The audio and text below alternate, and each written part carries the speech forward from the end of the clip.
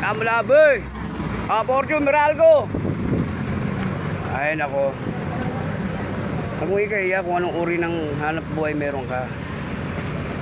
Maliit man ang tingin sa'yo ng iba, pero sa batas ng tao at sa batas ng Diyos, malinis at marangal lang yung trabaho. Kaya wala kang dapat ikaiya. Unang-una, sa ganitong uri ng trabaho, hawak mo oras mo eh. Diba? Kaya malabi ate, Meralco. Engineering oh. Ikaw ang boss ng sarili mo eh. Diba? Pagka gusto mo magpahinga, walang kukontra. Walang magbibigay sa'yo ng memo.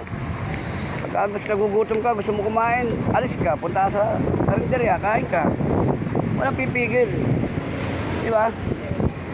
Pagka gusto mong matulog, oh, tulog ka lang dyan. Kung ka dyan, matulog ka. Wala pa rin pipigil sa'yo. Kasi ikaw nga ang boss. Paano kayo? Ikaw, kaliwat kanan. Diba? Wala kang dapat kaya.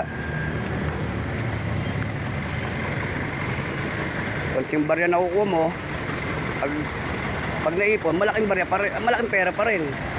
Oh, kumusta ka na? Balik ka na uli. Ha? Kailan ka mag-uumpisa? Bukas. Doon pa rin. Iba na. Okay.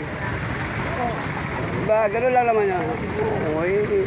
Pero hindi may iwasan na bababa ang tingin sa'yo na ibang tao kasi nga ganito lang ang uri na yung hanap buhay. Wala lang, dead makala, relax lang kasi ito ang ginusto mong trabaho eh. Diba? At saka saka kung saan ka masaya. Hindi masaya ka, mahal mo yung trabaho mo. Paro ka na, hindi ka. Diba? Wala kang inapang kapwa mo tao. Diba? Hindi ka nakaka-perwisyo na iba. Ay. Op! Dali! Ayan, okay. Ibigyan tayo. At unang-una, siyempre, ang iniisip mo, kabutihan ng kapwa mo, mapabuti rin sa sarili mo, at kabutihan ng pamilya mo. Diba? Kaya huwag mong ikakaya kung ano man ang uri ng trabaho, meron ka ngayon. Pakita mo sa lahat na kontento ka at masaya ka sa trabahong ginusto mo. Kaya malapit tayo, Parok. Although mahirap man, siyempre kasama na yung ulanit arawin ka. Kahit bagong paligo ka, talagang alikabok. At babaho ka talaga kasi nasa kalsada ka nga eh. Pero sa bandang uli, masaya ka pa rin. Kasi nga, bukod sa kumita ka na, pag uwi mo sa bahay, kahit paano, mga apo mo, papasayo mo ng konti, laking bagay na yon para makatanggal ng pagod sa maghapon mong pagtatrabaho, paghahanap buhay. Diba?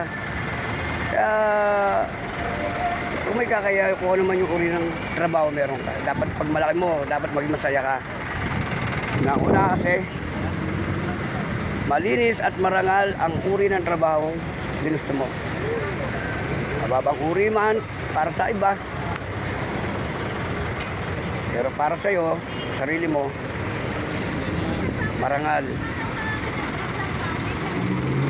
At wala kang napipirwisyong kapwa-tao. At wala tayo, pasok kayo tayo, kalimot ka na, oh. Maluwag pa ho yan tayo, maluwag. Ayan. 5 tayo sa kaliwa, 4 sa kanan.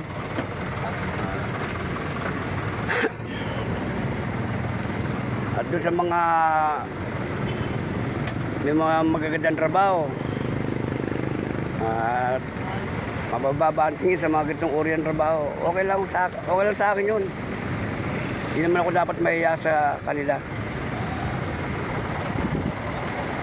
Diba? Pasok kayo. Kaya kaliwat kanan. Kaliwat kanan pa tayo, pasok kayo. Eh, ganun talaga eh. Di ba? May mga ganung kapwa-tao na papanuri. Pero hindi ko pinag-iintindi yung mga yun. Ang mahalaga, masaya ako sa akin ginagawa at malinis at marangal ang aking hanap buhay. Malabo eh. At nakakatulong to para sa pang-araw-araw naming gastusin.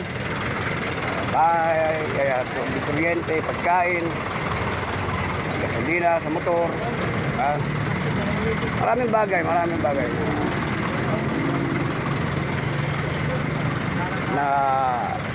nakakaraos kami sa araw-araw. Kahit paano, kahit ganito lang ang uri ng trabaho ko. Malabo eh. Pasok ka tayo. Dalawa pa sa kanan, no? 1, 2, 3, 4, 5, 6, 7. Tatlo. Pasok ka tayo. Dalawa kanan, isa kaliwa. Dalawa pa. Dalawa.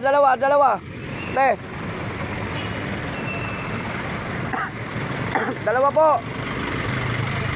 Sige. Okay. Up, yeah. Okay.